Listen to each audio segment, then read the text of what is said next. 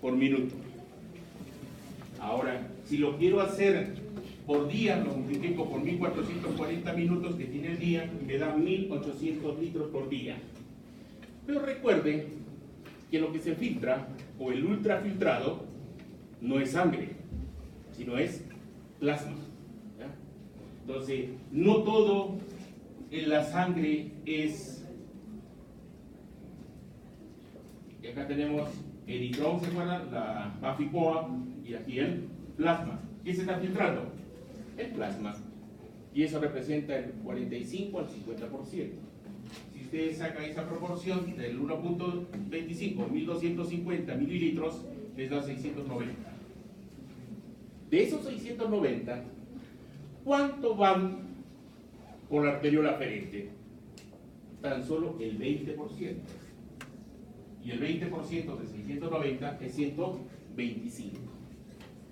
Entonces, cuando ustedes vean tasa de filtración glomerular, ¿cuánto es? De 100 a 150 mililitros por minuto. ¿Sí? Cuando funcionan al 100% los riñones. Si ustedes trabajan al 50%, viven, pero van a tener la mitad de eso. Al 25%, la cuarta parte, pero ya entran a insuficiencia renal. ¿Bien?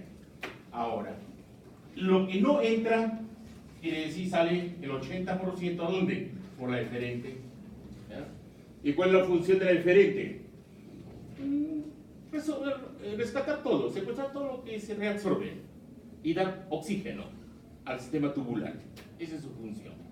Pero fácilmente pueden entender de que va a estar más concentrado, ¿o no? ¿Tiene más concentración o no? Sí. ¿Tiene mayor riesgo de trombosis o no?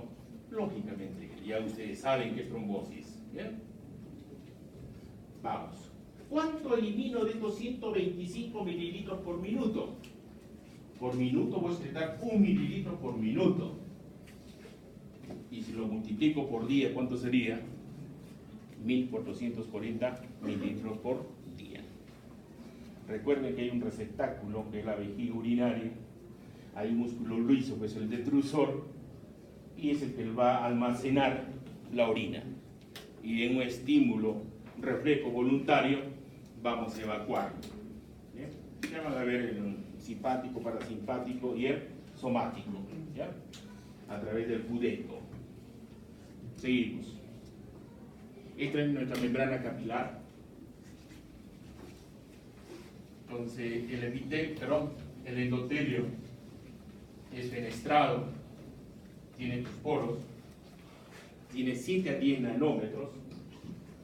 La membrana basal tiene podocalixina, viene a ser un filtro, tiene heparinsulfato, tiene esta estructura hexagonal que también actúa filtrando, y tenemos un dominio de filtración acá. Estos son los podocitos que anclan a la membrana basal a través de los pedicelos. Y ese dominio es de 4 a 8 nanómetros. Imagínense, estamos hablando de 4 a 8 nanómetros. Comparen, por ejemplo, los diámetros del agua, 0,1 nanómetro. ¿Pasa o no pasa el agua? Sin ningún problema. El sodio, la urea, la glucosa, la inulina. Aquí ya tenemos otro problema. La mioglobina pasará teóricamente, es 1,95. A ver, 1,95. Así chiquitito. ¿Pasa o no pasa? Pasaría. Pero ¿dónde tengo la mioglobina? ¿Está libre o lo tengo en los músculos? Entonces no salen de los músculos, entonces nunca va a pasar. La hemoglobina tiene 3.55, 3.25 nanómetros. Pero ¿dónde está la hemoglobina? La hemoglobina no está en el plasma. La hemoglobina, ¿dónde lo tengo? Dentro del glóbulo rojo. Y nunca va a pasar a través de este. Y si yo lo convierto, el diámetro era de 80 a 95 femtolitros. hablemoslos en diámetro, en micras, no en volumen. En micras, el glóbulo rojo tiene un diámetro mayor de 7.5 micras, un diámetro interno de 1 micra y un diámetro menor de 2 micras. Si ustedes lo convierten esto a nanómetros, sería como 7.500 nanómetros. ¿Pasa o no pasa? Nunca va a pasar. Y si ustedes hacen el ejemplo de un glóbulo blanco, ¿pasará o no pasará un glóbulo blanco a través de eso? Nunca. Porque es muy grande. Ahora, la albúmina, como tal, no está dentro de la célula muscular, no está dentro del glóbulo rojo, pero la albúmina tiene 3.55 nanómetros de diámetro. Entonces, ¿qué va a pasar ahí? ¿Qué va a pasar ahí, por ejemplo? ¿Pasa o no pasa la albúmina? Teóricamente sí pasa, pero después se metaboliza en el túbulo controlado proximal. Y lo que va a pasar es poquísimo, un 20%. Por eso hemos hablado de la microalbuminuria. Y aparte que la albúmina, a pH fisiológico, ¿cómo se cargan las proteínas? Positivas, negativas. Negativas, acá tengo cargas negativas eléctricamente y acá también tengo cargas negativas, acá tengo cargas negativas. ¿Va a pasar o no va a pasar? Hay una repulsión eléctrica. Cargas iguales se repelen, cargas diferentes se atraen. Entonces, desde el punto de vista mecánico y eléctrico, no pasa. ¿Ya? No va a pasar. Y si pasa, en el proximal se modifica y luego en orina va a tener poquísimo de albúmina. Vamos. Procesos renales. 3 procesos renales. 1. La filtración, que estaría aquí en A. 2. La reabsorción. Y 3. La secreción. ¿Por qué no consideramos la excreción un proceso renal? ¿Depende de la micción del riñón o depende de la micción básicamente de la corteza cerebral área frontal? ¿De quién depende que miccionemos? De la corteza frontal. Cuando uno decide miccionar en un sitio adecuado, un árbol grande, ancho, pues uno micciona. Pero eso es voluntario. Entonces, ¿la excreción es un proceso renal? No. Los 3 procesos renales, ¿cuáles son? Filtrar, reabsorber y secretar. La sustancia que se utiliza para poder evaluar eso viene a ser la inulina. Entonces, hay plantitas, hay raíces, que en vez de almacenar glucosa en forma de almidón, esto es fructosa, la fructosa lo almacenan como inulina. Esa inulina nos permite valorar la depuración, pero depuración exógena, porque cumple 5 requisitos. Por eso los 5 requisitos que cumple la inulina: se filtra totalmente, no se reabsorbe, no se secreta, no se metaboliza y se excreta totalmente. Pero lo que nosotros comúnmente utilizamos es la depuración endógena. ¿A quién utilizamos aquí? A la creatinina. Y también podemos utilizar la urea. Pero frecuentemente utilizamos la creatinina. La creatinina en concentración en plasma es 0.8 a 1 miligramo por decilitro. ¿Qué pasa si la creatinina aumenta? Peligro. Viene a decir que estamos funcionando mal mis riñones. ¿Y de dónde viene la creatinina?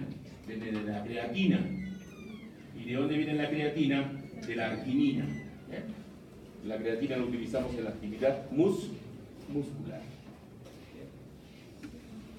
Entonces veamos ahí 4 condiciones. Aquí la aferente, la eferente y la filtración y excreción. ¿Quién se filtra y se excreta totalmente? La inulina. B. Se filtra pero se reabsorbe. la mayoría de electrolitos. Sodio, calcio, fosfato, bicarbonato, magnesio, etcétera, todo lo que quieran. Aquí se filtra y se resuelve totalmente, y en orina no debe haber glucosa, ¿ya? Glucosa, aminoácidos. Y aquí se filtra, pero se secreta. ¿Quién? La creatinina, por ejemplo, la urea, algunas vitaminas. Fuerzas de filtración. ¿Cómo nosotros podemos establecer la presión neta de filtración? Entonces vuelvo a incidir con la ley de Ohm. En la ley de Ohm, ¿qué nos dice? El flujo es directamente proporcional a la diferencia de presión e inversamente proporcional a la resistencia. Este cambio de presión no va a funcionar porque tenemos el mecanismo de autorregulación, pregunta el examen, y funciona desde los 60 a los 180 milímetros de mercurio. Quiere decir que tenemos un amplio rango de presión, que el flujo y la filtración no se modifican. ¿Por qué no se modifica? Porque ahí tenemos mecanismos miógenos de autorregulación, el feedback tubulo-glomerular, el sistema simpático y parasimpático, el sistema hormonal, etc. Todo está regulado. Ejemplo, si mi presión arterial media teórica la tengo en 90 o 95, entonces subo mi presión, pero ven ustedes, no se modifica ni la tasa ni el flujo. Y así funciona en el cerebro, y así funciona en el sistema coronario, y así funciona en el sistema renal. ¿Qué pasaría si es que habría la relación matemática de la ley de Ohm? Aumento de la diferencia de presión, aumento del flujo. ¿Qué pasaría a nivel renal? Más filtración y más excreción urinaria. ¿Qué pasa con la bulimia? Disminuye, colapso circulatorio. ¿Bien? Se van a bailar perreo y tirados. Pero antes de estar tirados ahí, primero convulsionan. ¿Por qué razón? Porque en el cerebro debe funcionar esto que se llama la autorregulación. ¿Bien? Y hablamos nosotros de la teoría miogénica, ¿se acuerdan o no? En la teoría miogénica que decíamos que en el músculo liso vascular hay unos canales mecánico dependientes que cuando en el vaso aumenta el flujo hay distensión, esa distensión que provocaba que el músculo liso vascular se libraba calcio, provocando ¿qué? Una vasoconstricción. Y esa vasoconstricción que provoca aumento del flujo o disminución del flujo. Acá aumentó la presión, hubo distensión, se activan los canales dependientes, mecánico dependientes. ¿Y qué voy a tener como consecuencia? Vasoconstricción. Y esa vasoconstricción disminuye el flujo, me lo estabiliza. Es un mecanismo. ¿Estamos de acuerdo? En cambio, si disminuye la presión, no se activan los canales dependientes, hay un reflejo vasodilatador y aumenta el flujo. De tal manera que siempre el flujo debe ser constante. ¿Bien? Ahora, ¿de qué depende que se dé la presión neta de filtración? Esto va a estar directamente relacionado con la presión arterial. Entonces, hay una presión hidrostática, hay una presión oncótica y hay una presión hidrostática en la cápsula de Bowman. Pudiera haber aquí una presión oncótica en la cápsula de Bowman,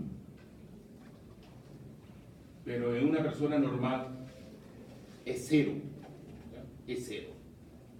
Pero si es patológico, se filtran proteínas y las proteínas aumentan la presión oncótica y ahí sí sería un factor determinante. Pero aquí no. Entonces, ¿de qué resulta la presión de filtración? De la presión hidrostática glomerular 60, menos la presión de la cápsula de Bowman 18, menos la presión oncótica glomerular 32. 60 menos 50, 10. Acuérdense, siempre ese valor de 10. ¿Se acuerdan el equilibrio de Frank Starling, hemodinámico? En el extremo arterial jugaba el plasma, más 10 y retornaba en el venoso, y menos 10. ¿Se acuerdan o no? Y no hablamos del linfático porque no nos interesaba en ese momento. Entonces, siempre las presiones son 10. ¿Ya? Acuérdense. Entonces, ¿cuál es la presión neta de filtración? 10. ¿De qué depende? De la presión hidrostática glomerular. ¿Ya? ¿Y qué impide que haya menos filtración?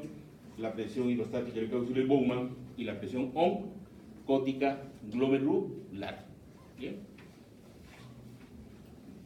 Y esto sí es bonito. De acá van a salir 3 preguntas del examen. 3 preguntas.